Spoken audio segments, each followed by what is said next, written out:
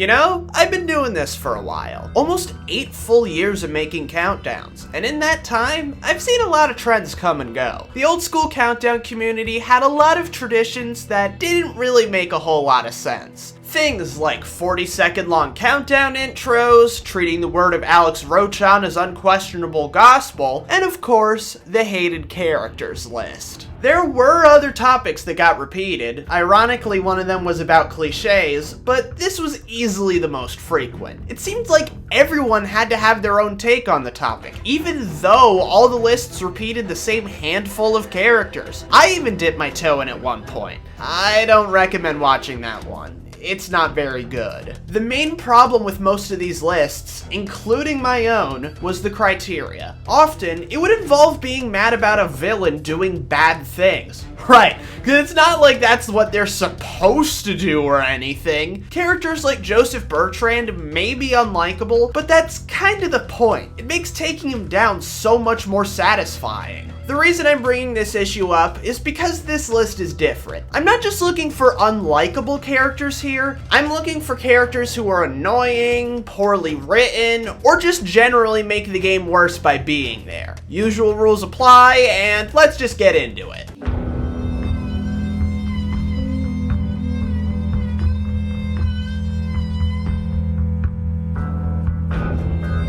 Let's start this list off with a character who isn't actually bad, just poorly handled. In addition to bringing back most of the old characters, Kindergarten 2 introduced a bunch of new ones, the most disappointing of which is Ozzy. His thing is that he's a paranoid, obsessive-compulsive asthmatic with a whole host of allergies. Now, that sounds like a character that would be right at home in the world of Kindergarten. In fact, he sounds hilarious. Like there's a ton of potential jokes for him. So, what does he do? Not much. There's his mission, which centers around using his various weaknesses to kill him, which is pretty funny, but there's not much else. He serves as a hint about the missing kids, plays a minor role in Kane's Not Able, and gets a nice little epilogue at the end, and that's it. Now that sounds like a lot, but it really isn't, especially because it feels like you don't get to know him that well over the course of his mission. Compare this to Cindy. Aside from her mission, Flowers for Diana, she serves as a distraction multiple times in The Hitman's Bodyguard, a memorable obstacle in Opposites Attract, and a key ally in Creature Feature. And that's just one character. The rest of them have a similar presence throughout the game, while Ozzy, aside from those few instances I mentioned, feels like a background character for most of the game. He isn't even that funny in his background roles either. He mostly just complains about the new kids. If we ever get a Kindergarten 3, I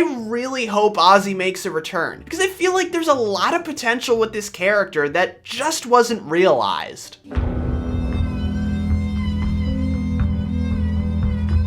Thankee Zero is the latest creation from the team that made Danganronpa. Just from that, you're probably expecting me to start fanboying over it, but I really didn't like this game. The gameplay's frustrating and way too complicated, the environments look dull, and the story started off promising, but didn't really go anywhere that interesting. The only pluses I could say are that the models look good, and the characters are decently written. But even that part has its limits. Case in point, Mamoru. Now, I'm going to explain why I don't like Mamoru while getting into as little detail about the game's story as I can get away with. Not because of spoilers, but because this game makes Danganronpa look simple and down-to-earth by comparison. Basically, in Chapter 7, it gets revealed that most of Mamoru's personality is a facade designed to cover up his true intentions. Turns out that Mamoru kidnapped most of the main characters, tricked them into going through a bunch of dungeons, and forced them to relive a bunch of traumatic memories of their pasts. Now, this is a pretty good twist, but the motive is what kills it for me. It makes no sense. You see, he's doing this to avenge the death of his little sister, Sachika. You may have noticed there's a girl named Sachika among the main cast who looks identical to his sister, but she's not the same person. She's technically a clone, but none of the memories are intact. It gets revealed through the Conquest videos that every member of the main cast, save for Mamoru and clone Sachika, were childhood best friends with each other and with Sachika. That is until one day, a man named Kurosuke Kurosuke shows up. He takes out a knife and tells the kids to close their eyes and point to whoever among them they like the least. You can imagine what happens to the loser. And what do you know? It turns out to be Sachika. In fact, everyone voted for Sachika. So you can understand why Mamoru wasn't happy with them.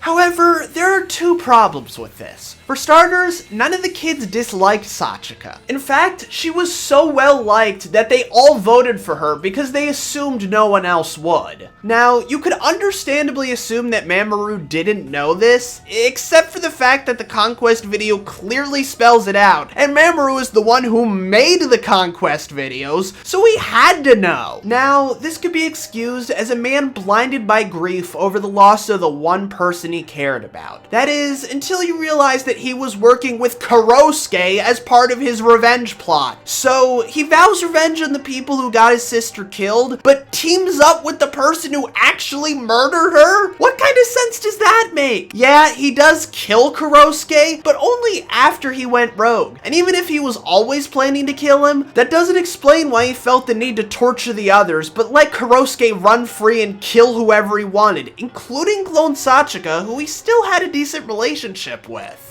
Kurosuke's presence in the game doesn't make a whole lot of sense in general, but that's a topic for another day. Mamoru's motivation might make less than no sense, but he's lower on the list because the rest of his arc is pretty well written. Arguably the best backstory in the game. I could also talk about the insane decision he makes at the end of the game, but it was a collective choice between all the main characters and would take another 5 minutes to explain, so it's not worth mentioning here.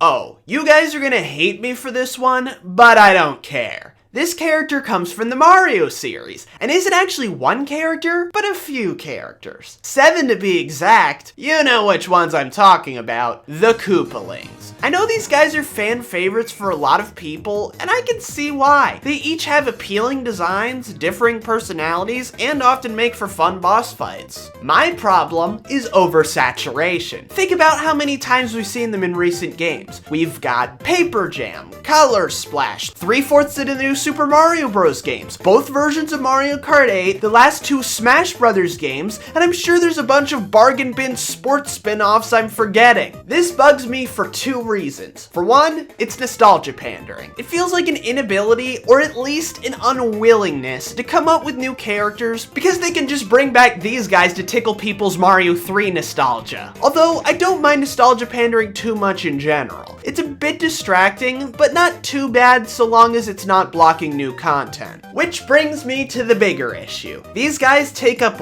way too much space. There's 7 of them, and since you can't have one without the others, you know you're in trouble once they show up. Oh look, we have a Koopaling as a boss. That means that basically every boss other than Bowser is a Koopaling. So, no real originality. Oh look, they're in Mario Kart. That means they ate up 7 whole slots that could have gone to other characters. At the same time though, I don't really mind them when they're condensed in some way. Like being alternate skins for Bowser Jr. in Smash, or only being in the final areas in Superstar Saga and Paper Jam, making room for other bosses. I was overjoyed when I saw the Brutals in Super Mario Odyssey, both because it meant new characters, and because it meant the Koopalings weren't going to be in it. And when you have me cheering about a character not coming back, that's a sign you have a problem.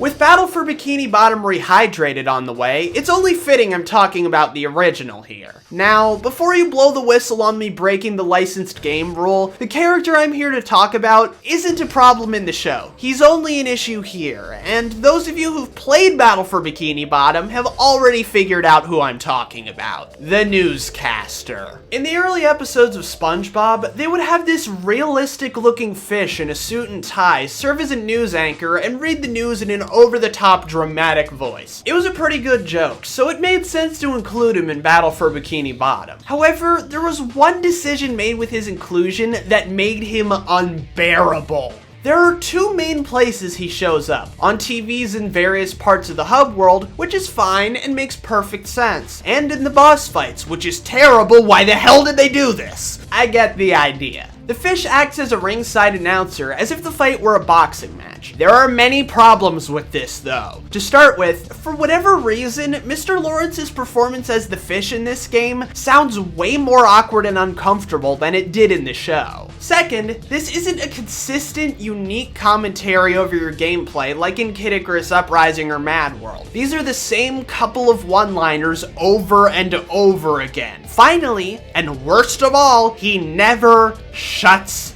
up. The battle music in some of these fights is truly great, but you'll have to look it up online because there's no way you'll get to hear it with him around, especially in the final battle. There's a reason he was only occasionally used in the show. It's because you would go insane if you had to listen to that over-the-top voice for an extended period of time. We don't really have a whole lot of details on how much they're changing and rehydrated, but one thing I hope they do is take this guy out of the boss fights, or at least let you turn off his commentary. If you want an idea of how bad this guy is, he's the only character from my original list who made it onto this one.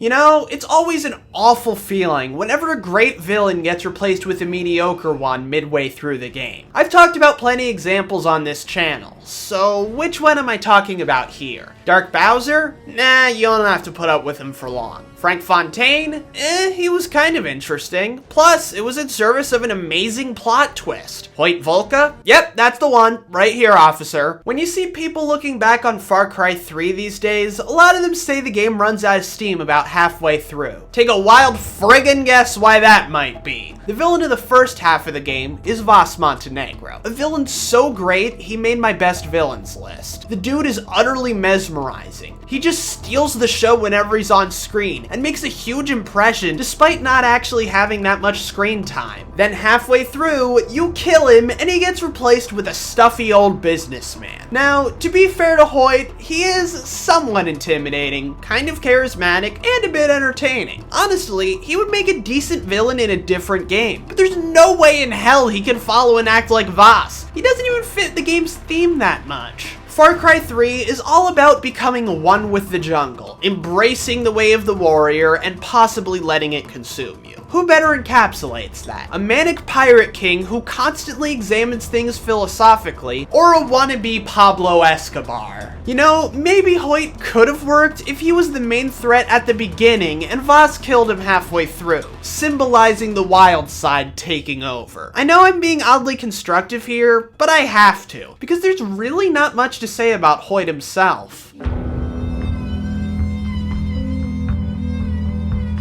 About a year ago, I made a list of my favorite Danganronpa characters. In it, I mentioned that V3 is my least favorite game in the series, largely because of the cast. So, which character's at this spot? Well, it's easier to narrow things down than you'd think. You see, the longer a character in a Danganronpa game lasts, the easier it is to have strong feelings about them because you end up interacting with them a lot more. That's why Ibuki was the only character on the best list who didn't make it to Chapter 4. Unfortunately, this cuts both ways. It's also much easier to hate a character if you're forced to spend more time with them. So while Kurumi was really boring and Angie was annoying as hell, I didn't have to put up with them for too long, so it's no big deal. Himiko, on the other hand, you have to put up with the entire game. It took me a while to figure out what the problem with Himiko is, but I think I got it. The way she's written conflicts with everything else about her character. She's written like a goofy kid with these weird mannerisms and an obsession with magic, which could make for an endearing character. The problem is, both her expressions and her voice make her sound bored most of the time, when she really should be more hyperactive or over the top. This bizarre contrast makes her seem off at first, and after a while, it becomes annoying. Seriously, her running gags are kind of funny, but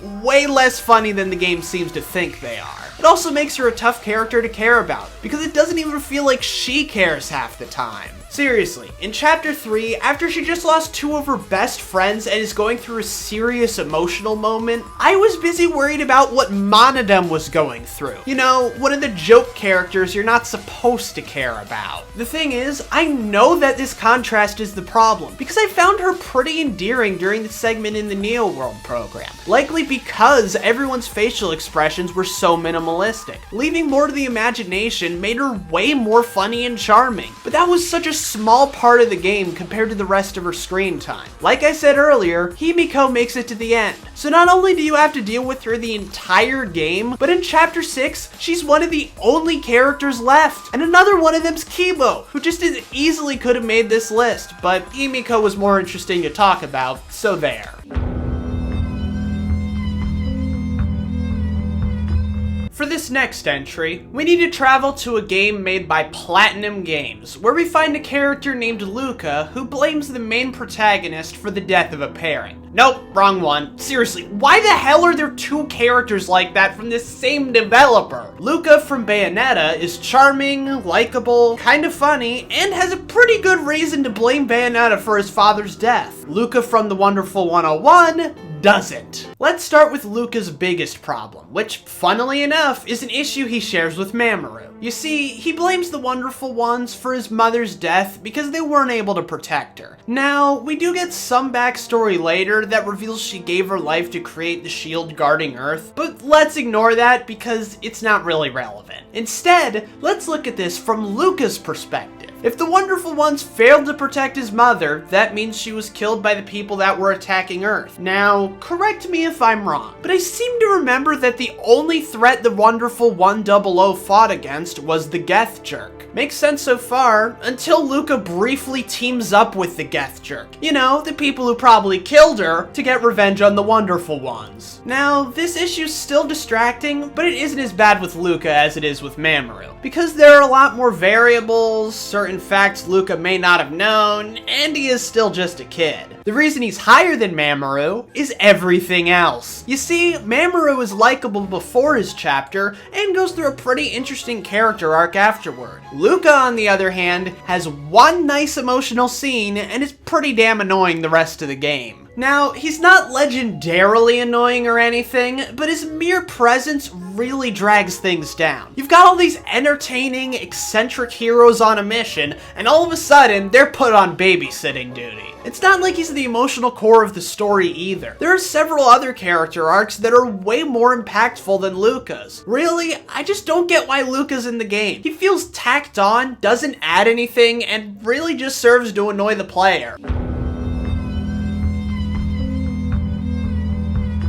Then there's Shinobi, who is one of my least favorite characters in gaming history. Nothing works about this character. Absolutely nothing. I should probably follow up on that one, right? So, what don't I like about Shinobi? I said nothing worked about her after all. Well, how's her personality? Just kidding. I think a better question is, what's her personality? I know that sounds confusing, so let's run down her appearances and you'll see what I mean. She's first introduced as a boss in the original No More Heroes, and she's an angsty high schooler who assumes everything Travis does is meant to insult her. Even when he spares her life, she gets mad at him because she sees it as an insult. Okay, not the most likable character. In fact, she's pretty annoying, but at least everything about her makes sense. Next, after the fight with Jean, she comes in and saves Travis's life. Okay, that doesn't sound like something she would do, but maybe she wanted to return the favor from earlier. Or maybe, after taking some time to cool off, she realized Travis wasn't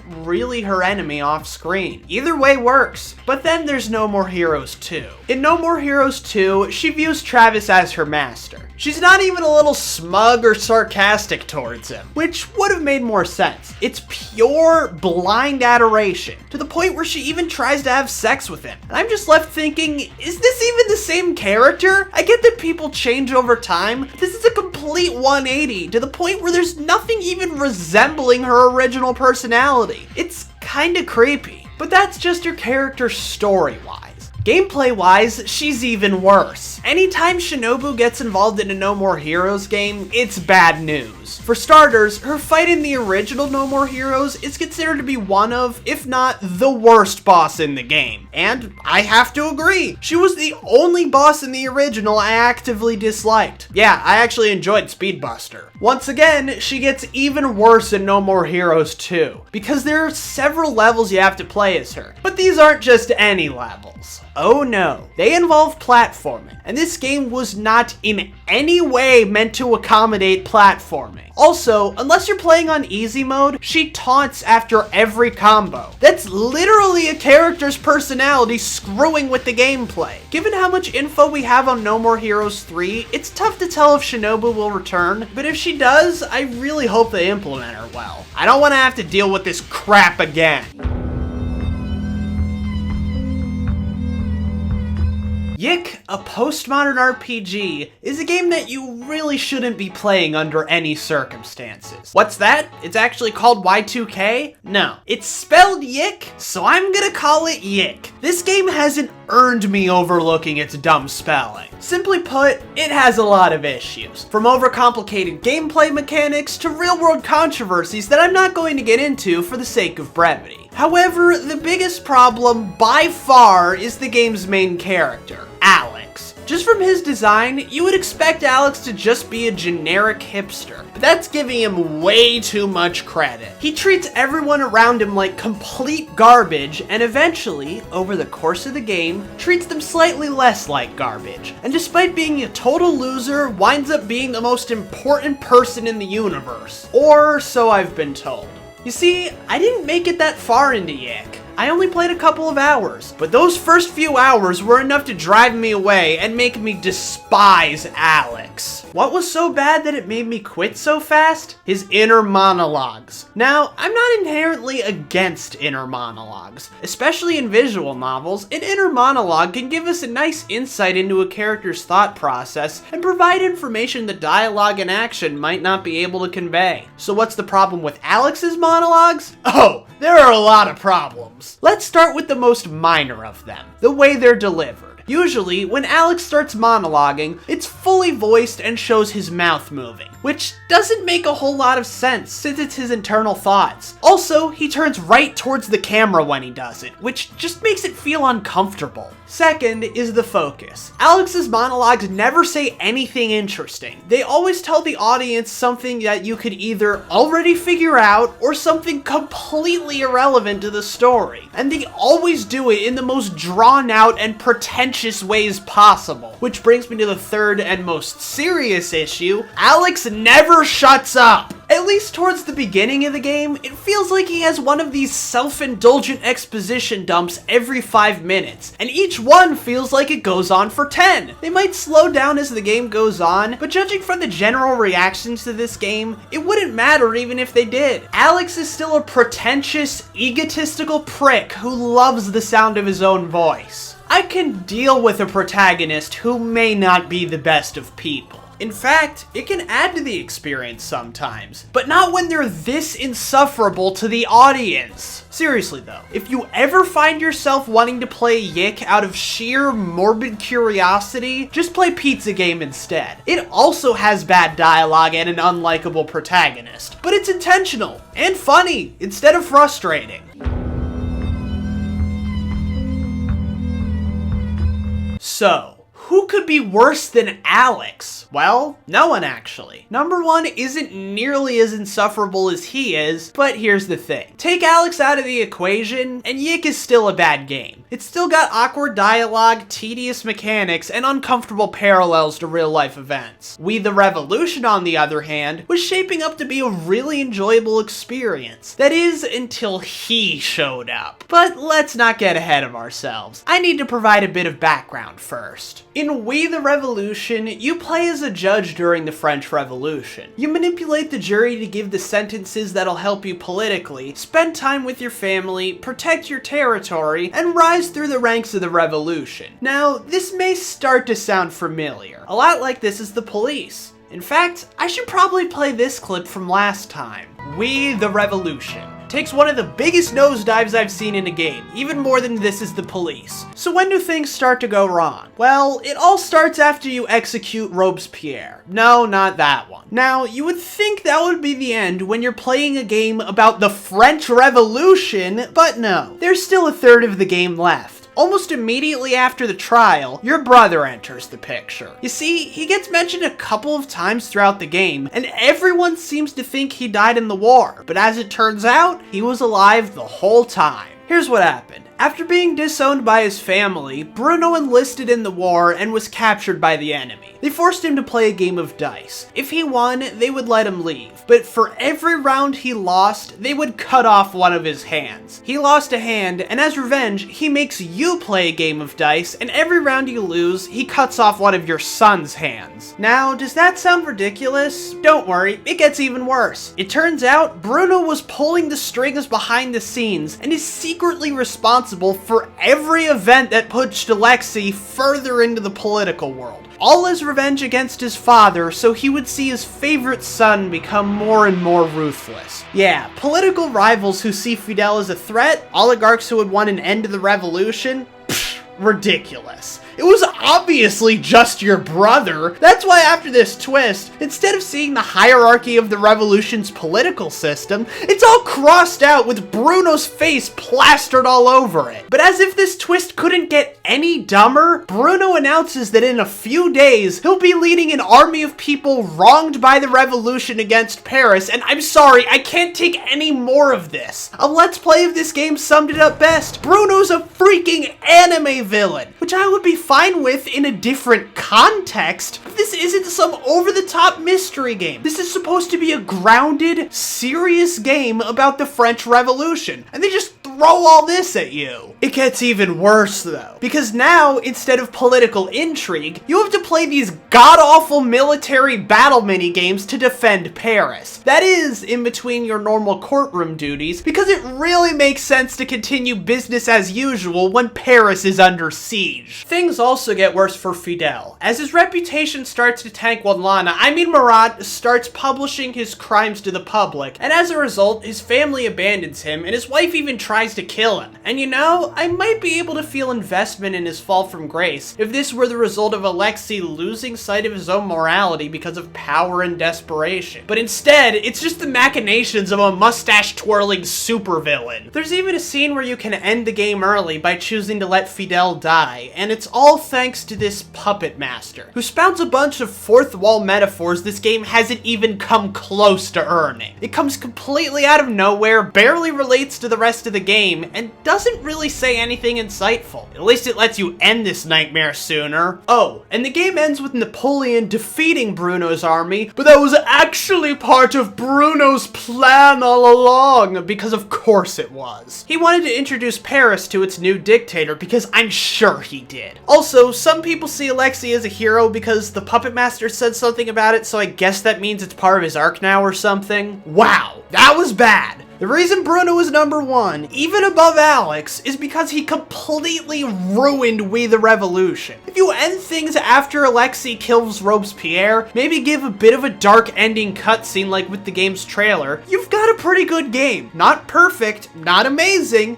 but pretty good. Instead, this idiot shows up, and we're treated to a third act full of forced character arcs, terrible minigames, and god-awful plot twists. Seriously, I can't understate how terrible that twist was. I hate none of this was real twists to begin with, as I think it makes everything feel pointless, but this takes it to a whole new level. In a different game, I could deal with a twist this over the top, but as it stands here, it might just be the worst plot twist I've seen in a video game. I am Dafawfulizer, and you may have noticed that this rant seems awfully familiar. Reminiscent of my rant on This Is the Police all the way back in Worst Finales. And there's a good reason for that. As you've probably noticed by now, this game has a lot of similarities to This Is the Police. In fact, it's basically what you get if you take This Is the Police, set it in the French Revolution, amplify its problems, and nerf its storytelling abilities. You copied This Is the Police and made it worse! Why?